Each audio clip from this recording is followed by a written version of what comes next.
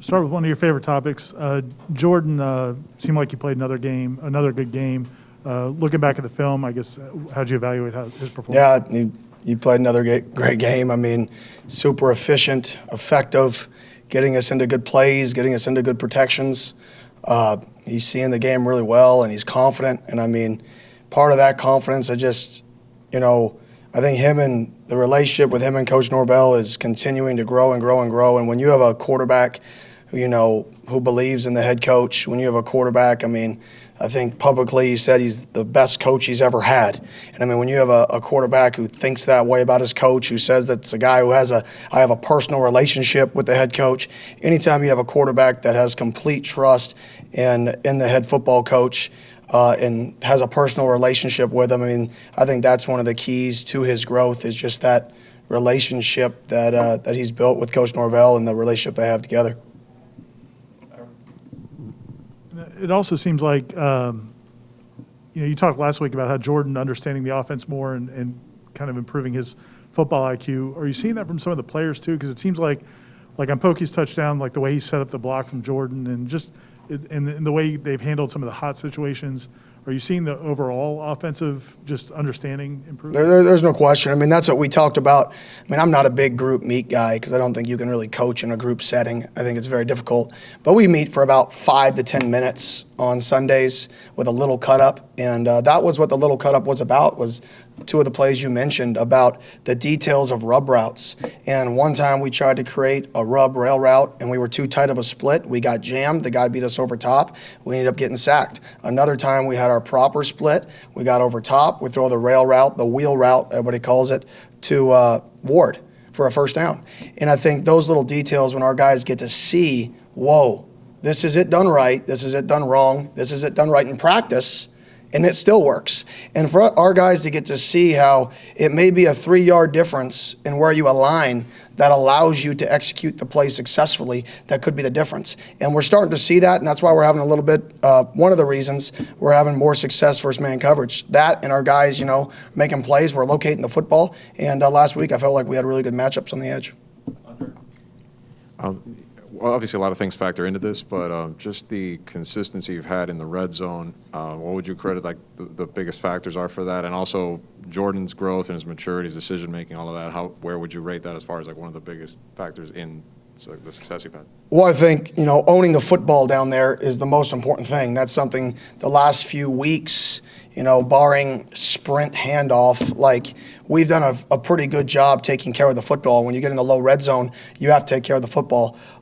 Jordan's done a nice job in the red zone, whether that's extending plays, whether that's getting us into good checks, whether that's just making the right decision in the passing game. And then, we practice that a ton. We have Sunday practices, and all we spend is 10 minutes of just red zone. And not just red zone, inside the 10, inside the 5. Shifts, motions from 22, from 32, from 13, from every personnel grouping you could have. That's just all we practice. So I think when you practice that a lot, and then when we get out on the game field, our guys have confidence in it because it may look like, oh crap, we're in 14 personnel shifting to empty, and that may look like a cluster. Well, we've been practicing that for 5 to 10 minutes every Sunday throughout the entire year. So it really allows our guys to go out there and play confident in those situations when we create all that communication. And then in regards to Jordan Travis, like I said, I think he's more and more confident. And I think, like I said, the confidence comes when the head coach believes in you, when you have the relationship with a head coach, when you're a quarterback, especially an offensive-minded head coach who works with quarterbacks. When you've got that guy having your back and you have that personal relationship with that guy, I mean, there's nowhere to be but confident.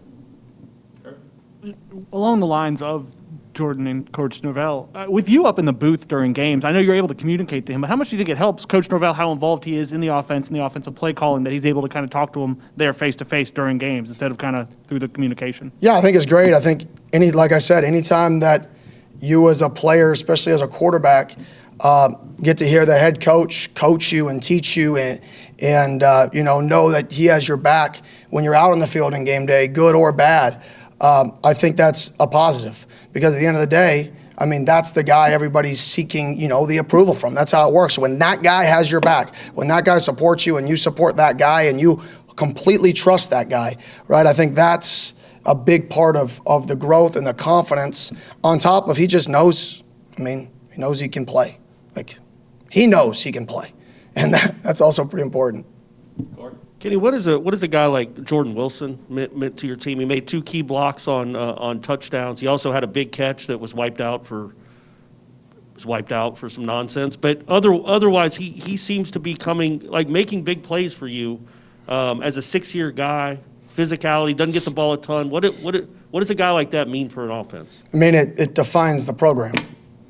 Like, that's it. You want to look at what the climb is. It's Jordan Wilson. This kid who transfers here, he's expecting to be an immediate player. All of a sudden, tears his Achilles tendon, right? And says, you know what, I'm coming back. Battles back. Spends a year and a half battling. Shows up for fall camp. You could tell he's back, but he's not comfortable yet. And he just works and works and works and works and works. And now, like you're saying, he's showing up.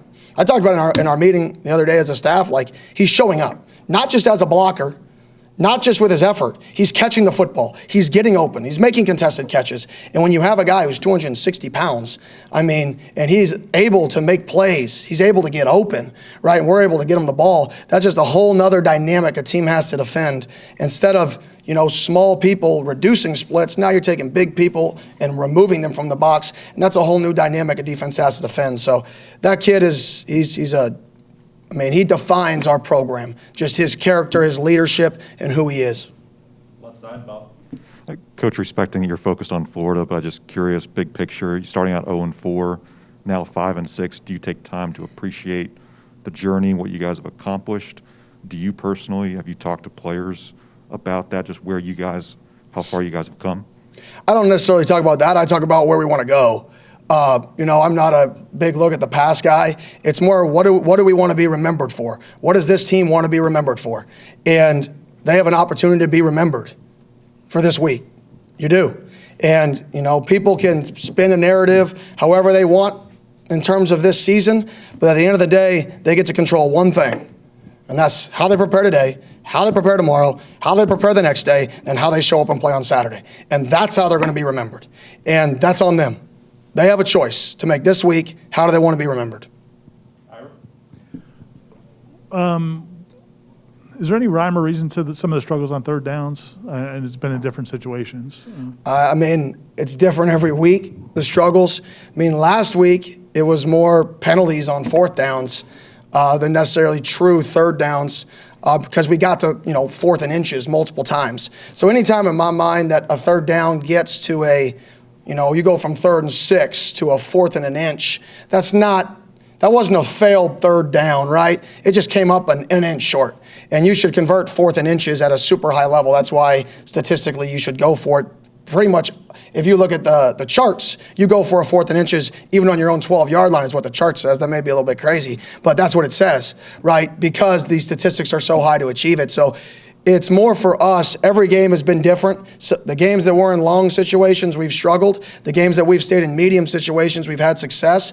And then last week, we end of the game, we've got into 32 personnel and tried to run. We put the fullback in the game for everybody who likes the fullback, right? And we tried to pick it up, and we came up a foot short or an inch short. And then 4th and inches again, we get another penalty. We had 2 penalties on 4th down conversions. And when you only have 9 drives in the game, and 2 of those end on 4th down conversions, that's 22% of your drives ended on a 4th and inches penalty.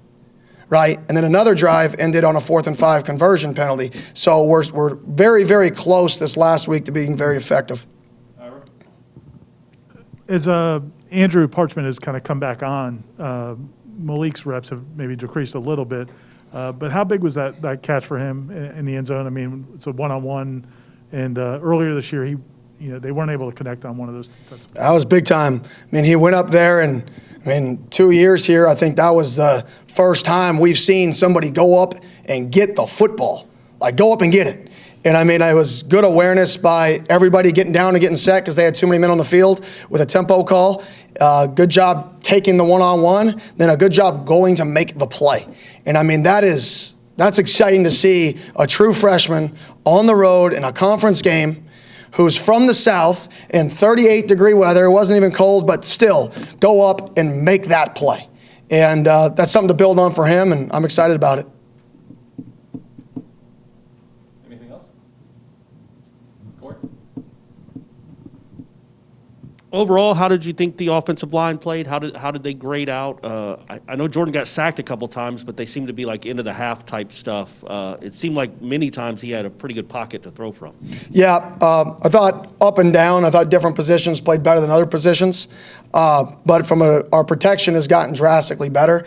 And I think part of that is, anytime you can become efficient on early downs in passing, right, and you have a quarterback like Jordan and a running backs like we have, it all helps each other because you're not just passing on 3rd and 7, 3rd and 8, 3rd and 9, right? You're passing on 1st and 10. You're passing on 2nd and 1. So I think all of that works together. I think we're getting better up front. When we have our guys in the field and we're healthy, I think we're pretty good. When we get dinged up, we got to be careful in what we do and protect guys. But I thought they played well as a whole. Up front left. How excited are you for this week? Just going up against a big rival in state, preparing your guys for another final test of the season, and having that chance to go bowling. Yeah, I'm excited. It's a great rivalry. It's one of the biggest rivalries there is in sports, and our guys know it, and our guys know the challenge that comes with it. And the challenge is not them. The challenge is us. If we can go play our game, everything else will take care of itself. If we can go out there and execute, we can go out there and be efficient, we can go out there and not get penalties, we can go out there and own the football, we can go out there and be explosive, we can go out there and be physical. We can do those things, we're going to be fine. But so far this year, the times that we've struggled are the times that we've been our own worst enemy. And that's the challenge for us, is getting out of our own way, right? Even when we are playing well, having 6 to 7 plays in a game that cost you 21 points, right? That could be the football game. So we got to be more efficient and go get it this week. Have you seen much different from Florida's defense since they made the change at DC, and what are the big concerns against their defense? I haven't seen a big difference. There's only, not many games to really sample size. But from the same token, their defense coordinator played for their prior defensive coordinator. He GA'd for their prior defense coordinator. He's been a position coach for their prior defense coordinator. So, from a philosophy standpoint, it's not going to change. They're going to do what they do because that's why he is the play caller, right? They have other guys in their staff who's been play callers in the past in the SEC, but they chose to make him the play caller because he knows that system better than anybody else in the building. So it's more about what are his tendencies? Is he a more aggressive mind or a less aggressive mindset than the prior play caller? Does he like to play more man or less man, right? But the scheme's going to stay the same. It's the tendency of the calls and the when he likes to call things that's going to change. And then what are the problems? They've got a guy who weighs 380 pounds up front, a guy who weighs 330 pounds, another guy who weighs 280, a defensive end who's going to be one of the top picks, a high draft pick. They got DBs who run 4.4 all over the field, and they got a linebacker who I saw chase somebody down from the right hash 10 yards behind on a sweep for a gain of 4. So they are super, super athletic. They're big, right? And we're going to have to find ways to get our guys separated from them in man coverage and find ways to get our guys on the perimeter. Okay, thanks, Kenny. Oh, Sorry, one more. it's okay. Oh, Two more. no, Aslan, you had a question? Yeah. Okay, we'll go last one for Aslan. You're gonna regret this. Thanks. Can you talk Oprah. about the officiating, please? No, turkey or ham? Turkey or ham? Oh, turkey, for sure. favorite Not even a side dish? debate. Yeah, I don't know who eats ham. Favorite side dish? Mashed potatoes. Have to have gravy, though. If you don't have gravy, it's not really a mashed potato. It's just a potato that's mashed. Dessert? Dessert, apple pie, ice cream. Complete the sentence. My wife makes the best Thanksgiving. Everything. Well said. Oh, yeah. You're not going to get me. Y'all have a good day.